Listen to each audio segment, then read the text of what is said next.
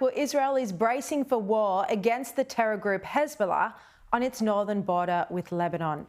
IDF Chief of Staff Herzi Halevi announced that they have strong defence, readiness to attack, and are approaching a decision point. This would mean Israel is fighting two Iran-backed terror groups at the same time, Hamas and Hezbollah. Yet across the globe, we're seeing media bias, misinformation about Israel's military tactics, and rising anti-Semitism. Over on the ABC, which claims to care about racism, well, they continue to ignore the major problem of anti-Semitism.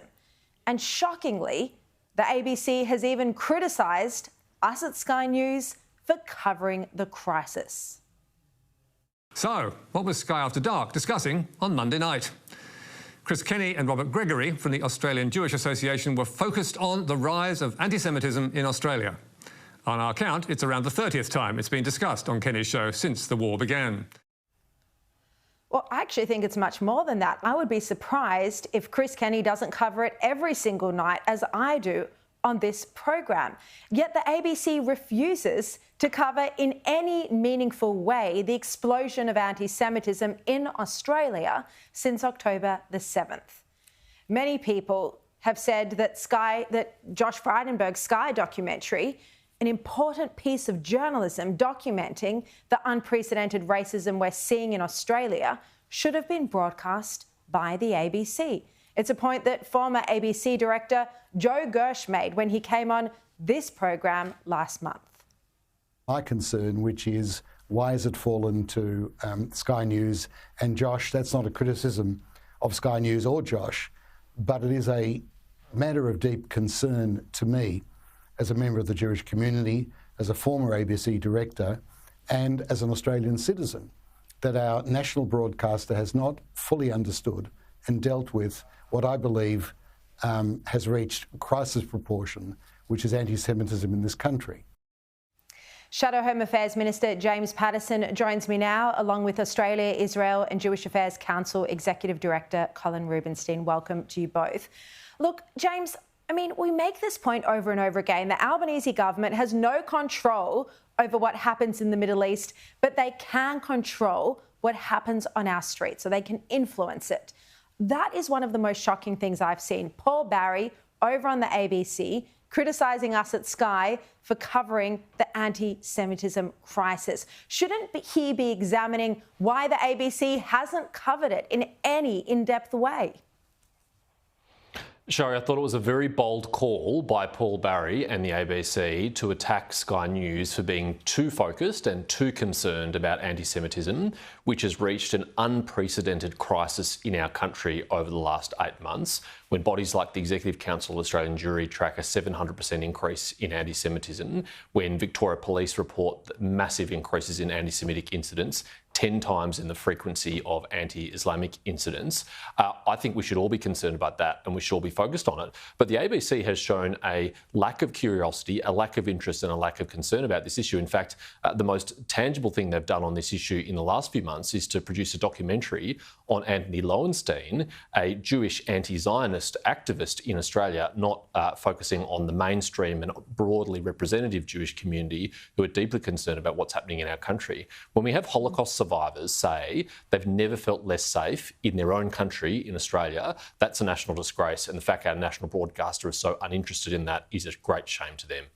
Absolutely, and well said. Colin Rubenstein, we've been reporting here on Sky, and even left-wing media outlet Crikey has been reporting about how Anthony Albanese, in his early parliamentary career in the year 2000, joined pro-Palestinian protesters at a rally in Sydney where Israeli and American flags were burned. Do you think his history as a Palestinian activist has prevented him from calling out some of the aggression and violence that we've seen at protests around the country and from taking a stronger position on anti-Semitism? Well, Sharri, thanks for having me on. I mean, the Prime Minister's history is no secret. You've divulged it, as have others, and the Prime Minister himself today said again, he's been a long-standing, passionate supporter of the Palestinians. And meeting with Arafat in the 90s, I don't think that's original sin. Many people met with Arafat during the Oslo process in the hope that the Palestinians would actually move forward, accept the reality of Israel and a two-state outcome. Of course, the great tragedy is, as we saw in the explosion of the Intifada, the rejection of the Barack and President Clinton initiatives for a two-state outcome.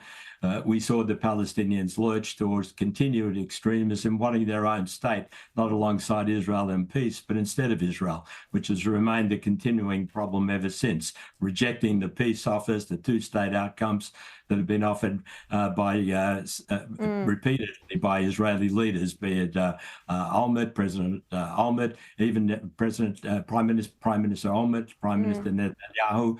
So the pity is that while the Prime Minister has mellowed somewhat over the years, he opposes the BDS, he accepts the IRA definition of anti-Semitism, which is criticism of Israel is legitimate, but comparing Israel to Nazi Germany or wishing for the elimination of Israel from the river to the sea and an intifada is inappropriate. He accepts those positions, but I don't know that he's understood the realities of the situation over the last 2 decades, that the reason we don't get to the two-state outcome is the continuing extremism of the Palestinians and the need for him to focus on that rather than giving free kicks to the Palestinians in terms of possible recognition, which will only reinforce that extremism rather than encourage the moderation that is essential for moving forward to a resolution of the crisis.